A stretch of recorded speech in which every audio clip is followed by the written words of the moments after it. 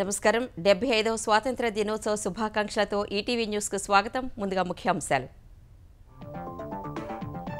దేశవ్యాప్తంగా స్వాతంత్ర్య అమరోత్సవాలు. ఎర్రకోటపై జాతీయ జెండా ఎగురవేయనున్న ప్రధాని, పూల వర్షం కురిపించనున్న హెలికాప్టర్లు.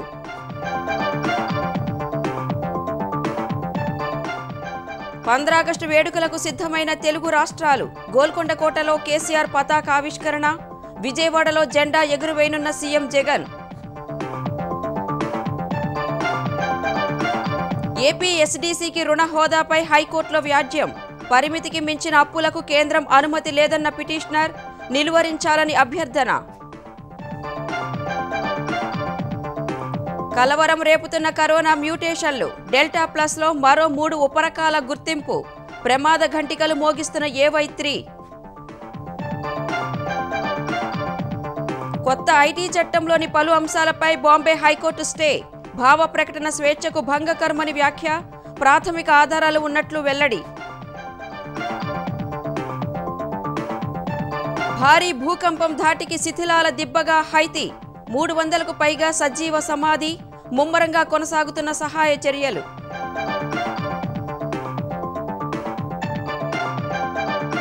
టెస్ట్లో ఇంగ్లండ్కు 27 పరుగుల ఆధిక్యం. రూట్ను కట్టడి చేయలేక వెనుకబడిన భారత్. 4 వికెట్లు తీసిన సిరాజ్.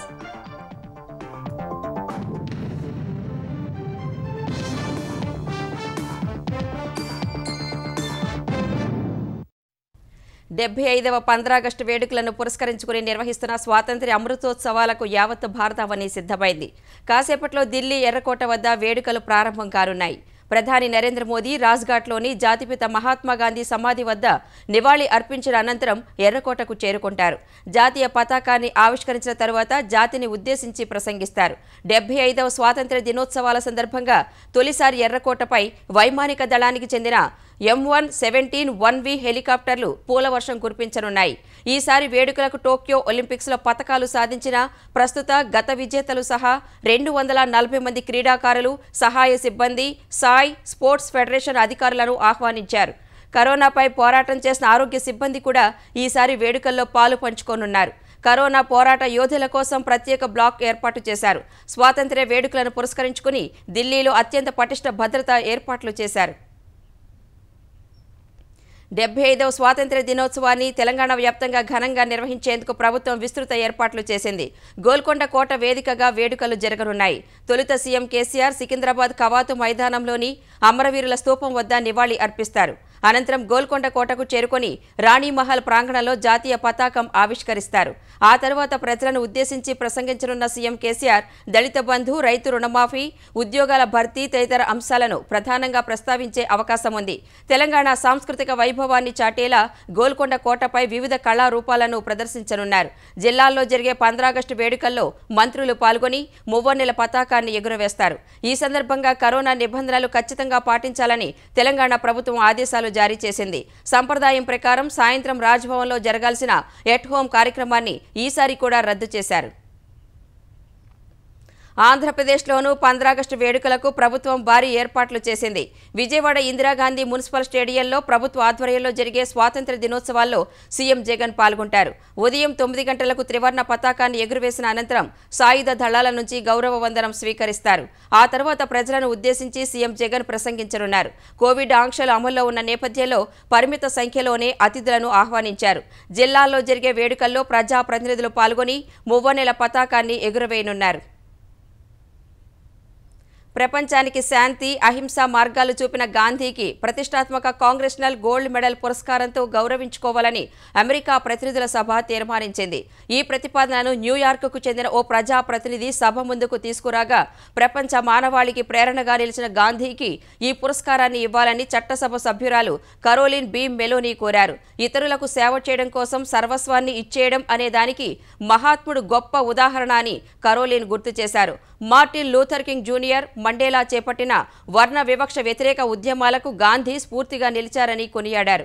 కాంగ్రెషనల్ గోల్డ్ మెడల్ అమెరికాలో అత్యున్నత పౌర పురస్కారం కాగా మరణానంతరం ఈ పురస్కారం పొందనున్న మొదటి వ్యక్తి గాంధీ కానున్నారు. యావత్ ప్రపంచాన్ని కరోనా మ్యూటేషన్లు హడలెత్తిస్తున్న వేళ తాజాగా డెల్టా ప్లస్లో మరో 3 రకాల వైరస్లు పుట్టుకొచ్చాయి. వాటిని AY1, AY2, AY3గా గుర్తించారు. ఆందోళన కలిగిస్తున్న AY3 రకం కేసులు ప్రపంచవ్యాప్తంగా 17,000కు పైగా నమోదయ్యాయని, అవి క్రమంగా పెరుగుతున్నట్లు శాస్త్రవేత్తలు ఆందోళన వ్యక్తం చేశారు. దేశంలోనూ ఈ తరహా కేసులు 261 నమోదైనట్లు CCMB మాజీ సంచాలకుడు రాకేష్ మిశ్రా తెలిపారు. కొత్త వైరస్ల తీరును ఎప్పటికప్పుడు తెలుసుకోవాలంటే వాటి జన్యు క్రమాన్ని పక్కాగా విశ్లేషించాలని సూచించారు. ప్రస్తుతం జీనోమ్ సీక్వెన్సింగ్ నమూనాలు ఒక రాష్ట్రంలో ఎక్కువగా, మరో రాష్ట్రంలో తక్కువగా ఉంటున్నాయి. నమూనాలు సేకరించి గ్లోబల్ డేటాకు పంపించడం ఆలస్యం అవుతుండటంతోనే వైరస్ వ్యాప్తి పెరుగుతున్నట్లు శాస్త్రవేత్తలు తెలిపారు. డెల్టా ప్లస్ కేసులు పెరుగుతూ ఉండటం, మహారాష్ట్రలో ఒకరు మృతి చెందడంతో సర్వత్రా ఆందోళన వ్యక్తమవుతోంది. దేశంలో కోవిడ్ నియమావళి పాటించడంపైనే మూడో దశ వ్యాప్తి ఆధారపడి ఉంటుందని ఢిల్లీ ఎయిమ్స్ డైరెక్టర్ రణదీప్ గులేరియా తెలిపారు. మూడో దశలో పిల్లలపై తీవ్రంగా ప్రభావం ఉంటుందనడానికి శాస్త్రీయ ఆధారాలు లేవన్నారు. వారికి టీకాలు ఇవ్వనందునే ఎక్కువగా వైరస్ బారిన పడే ప్రమాదం ఉందని అంచనా వేస్తున్నట్లు చెప్పారు.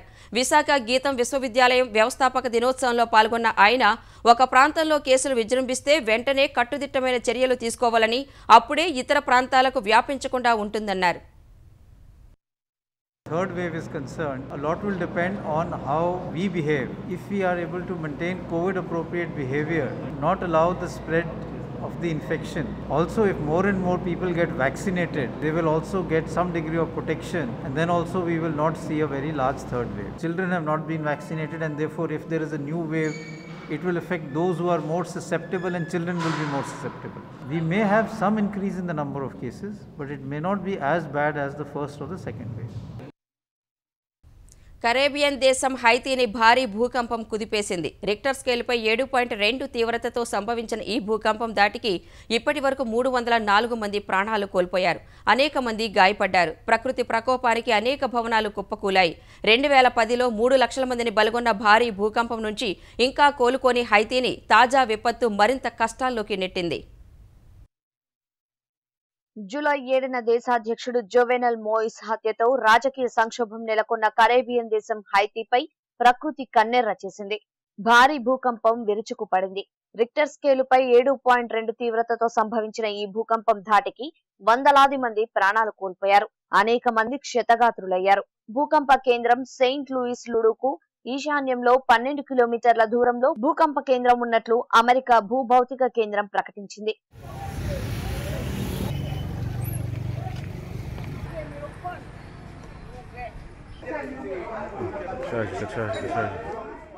భారీ భూకంపం ధాటికి వందలాది ఇళ్లు పేకమేడల్లా కుప్పకూలాయి. ఒక్కసారిగా ఉన్నట్టుండి ప్రకంపనలు రావడంతో ప్రజలు భయంతో ఇళ్ల నుంచి బయటకు పరుగులు తీశారు. అనేక మంది ఇంకా వీధుల్లోనే గడుపుతున్నారు. హైతీలోని వీధులన్నీ భవన శిథిలాలతో నిండిపోయాయి. శిథిలాల కింద చిక్కుకున్న వారిని రక్షించేందుకు అధికారులు సహాయ చర్యలను కొనసాగిస్తున్నారు. ప్రధాని ఏరియల్ హెన్రీ సహాయక చర్యలను స్వయంగా పర్యవేక్షిస్తున్నారు. 1 నెల పాటు అత్యవసర స్థితి విధిస్తున్నట్లు ప్రకటించారు. హైతీ భూకంప తీవ్రత క్యూబాను తాకింది. భూకంపం దాటికి కకావికలమైన హైతీకి అమెరికా, కెనడా సహా పలు దేశాలు సాయం అందించేందుకు ముందుకు వచ్చాయి. 2010లో హైతీలో సంభవించిన భారీ భూకంపం దాటికి 3 లక్షల మంది చనిపోయినట్లు అంచనా. అధ్యక్షుడి హత్య, ఆహార కొరత, లూటీలతో సతమతమవుతున్న హైతీని తాజా భూకంపం మరింత సంక్షోభంలో నెట్టింది. ఆంధ్రప్రదేశ్ రాష్ట్ర అభివృద్ధి కార్పొరేషన్కు రుణం పొందే హోదా కల్పిస్తున్న ఏపీ రాష్ట్ర అభివృద్ధి కార్పొరేషన్ చట్టం 2020లోని సెక్షన్ 334ను రద్దు చేయాలని హైకోర్టులో ప్రజా ప్రయోజన వ్యాజ్యం దాఖలైంది. రాష్ట్ర ఆర్థిక శాఖ వివిధ సందర్భాల్లో ఇచ్చిన జీవోలను రద్దు చేయాలని పిటిషనర్ కోరారు. నాన్ బ్యాంకింగ్ ఫైనాన్షియల్ కంపెనీగా ఆర్బీఐ చట్టం ప్రకారం సర్టిఫికేట్ ఆఫ్ రిజిస్ట్రేషన్ పొందాల్సిన అవసరం ఉందని పేర్కొన్నారు. కనీసం 2 కోట్ల సొంత నిధులు లేకుండా ఏపీ ఎస్డీసీ వ్యవహారాలు నిర్వహిస్తోందని పిటిషనర్ తెలిపారు.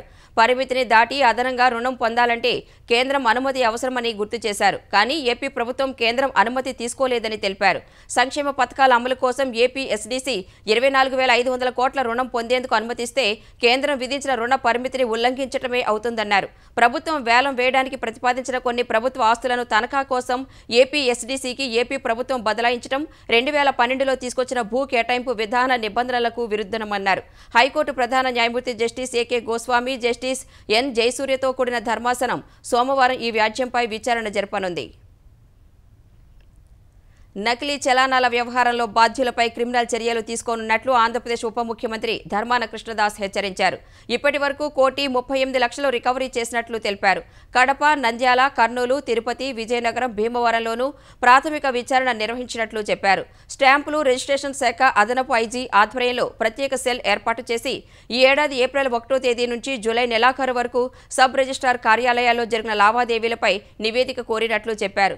813 నకిలీ చలానాల కారణంగా 5,42 లక్షలు ప్రభుత్వ ఖజానాకు నష్టం వాటిల్లినట్టు కడప జిల్లా రిజిస్ట్రేషన్ డీఐజీ ప్రాథమికంగా నిర్ధారించినట్లు మంత్రి ధర్మాన వెల్లడించారు. దిశ యాప్ ఆడబిడ్డల చేతిలో ఆయుధమని ఆంధ్రప్రదేశ్ ఉప ముఖ్యమంత్రి పుష్పశ్రీవాణి అన్నారు. తమను తాము రక్షించుకునేందుకు ఉపయోగపడే యాప్ను మహిళలంతా తప్పనిసరిగా డౌన్లోడ్ చేసుకోవాలని కోరారు. దిశ యాప్ గురించి విజయనగరం జిల్లా పోలీసు శాఖ నిర్వహించిన అవగాహన సదస్సులో ఉప ముఖ్యమంత్రి పుష్పశ్రీవాణి పాల్గొన్నారు. మొబైల్ ఫోన్లో దిశ యాప్ చూపిన మహిళలకు విజయనగరంలో ఉచిత బస్సు ప్రయాణ సౌకర్యం కల్పించారు. మహిళల రక్షణ కోసం, మహిళల భద్రత కోసం ముఖ్యమంత్రి జగన్మోహన్ రెడ్డి గారు తీసుకొచ్చినటువంటి ఒక గొప్ప యాప్ ఈ దిశ యాప్, అలాగే దిశ చట్టం. ఇది యాప్ మాత్రమే కాదు, వాళ్ళని రక్షించుకునేటువంటి ఒక ఆయుధం. ఇది ఒక చట్టం మాత్రమే కాదు, ఎవరైతే అఘాయిత్యాలు చేస్తున్నారో వాళ్ళ అంతు చూసేటువంటి ఒక సుదర్శన చక్రం అని కూడా ఈ సందర్భంగా మీ అందరికీ కూడా తెలియజేస్తున్నాం. ఆంధ్రప్రదేశ్లోని గ్రామ, వార్డు సచివాలయాల మహిళా సంరక్షకులను పోలీసు శాఖ పరిధిలోకి తీసుకురావడాన్ని తెలుగుదేశం జాతీయ ప్రధాన కార్యదర్శి నారా లోకేష్ తప్పుపట్టారు. ఇందుకోసం ప్రభుత్వం జీవో నెంబర్ 59 తీసుకురావడం, వారికి పోలీస్ యూనిఫామ్లు సిద్ధం చేయడం అనాలోచిత నిర్ణయమని దుయ్యబట్టారు. మహిళా సంరక్షకులు తాము పోలీసు ఉద్యోగాలు చేయలేమని ప్రభుత్వం దృష్టికి తీసుకువెళ్లినా ఫలితం లేకపోవడంతో జీవో నెంబర్ 59 రద్దు కోసం పోరాటం చేయాలని మహిళా సంరక్షకులు లోకేష్కు లేఖ రాశారు. మహిళల సంరక్షణ బాధ్యతలు చూస్తున్న తమను పోలీసు శాఖకు కాకుండా మహిళా శిశు సంక్షేమ శాఖ పరిధిలోకి తీసుకురావాలని వారు కోరారు. కేంద్ర ప్రభుత్వం ఇటీవల తెచ్చిన నూతన ఐటీ చట్టంలోని కొన్ని అంశాలపై బాంబే హైకోర్టు స్టే విధించింది. ఆన్లైన్ ప్రచురణ సంస్థలు పాటించాల్సిన ప్రవర్తన నియమావళిని వివరించే ఈ చట్టంలోని కొన్ని భాగాలు భావ ప్రకటన స్వేచ్ఛను ఉల్లంఘిస్తున్నాయని చెప్పేందుకు ప్రాథమిక ఆధారాలు ఉన్నాయని పేర్కొంది. నూతన ఐటీ చట్టంలోని నిబంధనలు అస్పష్టంగా ఉన్నాయని దాఖలైన పిటిషన్పై బాంబే హైకోర్టు విచారణ జరిపింది. ప్రధాన ఐటీ చట్టం పరిమితిని దాటి కొత్త నిబంధనలు ఉన్నాయని, రాజ్యాంగంలోని భావ ప్రకటన స్వేచ్ఛపై విధించదగ్గ సహేతుకమైన పరిమితులను మించి ఉన్నాయని పిటిషనర్లు వాదనలు వినిపించారు. నూతన ఐటీ చట్టంలోని క్లాజ్ 9లోని సబ్ క్లాజ్ 1, 3లపై మధ్యంతర స్టే విధించిన బాంబే హైకోర్టు పిటిషనర్ల భావ ప్రకటన స్వేచ్ఛను ఇవి ఉల్లంఘిస్తున్నట్లు ప్రాథమిక ఆధారాలు ఉన్నాయని వ్యాఖ్యానించింది. లార్డ్స్ వేదికగా జరుగుతున్న రెండో టెస్టు తొలి ఇన్నింగ్స్లో ఇంగ్లాండ్ భారత్కు ధీటుగా బదిలిచ్చింది. సారథి జో రూట్ భారీ శతకం, బెయిర్స్టో ఆకట్టుకునే అర్ధ శతకంతో ఇంగ్లాండ్ తొలి ఇన్నింగ్స్లో 391 పరుగులకు ఆలౌట్ అయి 27 పరుగుల స్వల్ప ఆధిక్యాన్ని సాధించింది. జో రూట్ 180 పరుగులు చేయగా బెయిర్స్టో 57 పరుగులు సాధించాడు. నిలకడైన ఫామ్ను కొనసాగిస్తూ వచ్చిన జో రూట్ భారత బౌలర్లను సమర్థంగా ఎదుర్కొన్నాడు. విలువైన భాగస్వామ్యాలు నెలకొల్పి ఇన్నింగ్స్కు వెన్నెముకలా నిలిచాడు. బెయిర్స్టోతో కలిసి రూట్ 121 పరుగుల విలువైన భాగస్వామ్యాన్ని నెలకొల్పాడు. పిచ్ నిర్జీవంగా మారడంతో వికెట్లు తీయడానికి భారత బౌలర్లు శ్రమించాల్సి వచ్చింది. భారత బౌలర్లలో మహమ్మద్ సిరాజ్కు 4 వికెట్లు దక్కగా ఇషాంత్ శర్మ 3, మహమ్మద్ షమి 2 వికెట్లు దక్కించుకున్నారు. తొలి ఇన్నింగ్స్లో భారత్ 361 పరుగులు సాధించింది. ఆటకు ఇంకా 2 రోజులు మిగిలి ఉండగా ఇంగ్లాండ్కు మంచి లక్ష్యాన్ని నిర్దేశించడమే భారత్ విజయావకాశాలపై ఆధారపడి ఉంది. ఢిల్లీ ఎర్రకోట వద్ద జరుగుతున్న స్వాతంత్ర్య వేడుకలను ప్రత్యక్ష ప్రసారం ద్వారా చూద్దాం.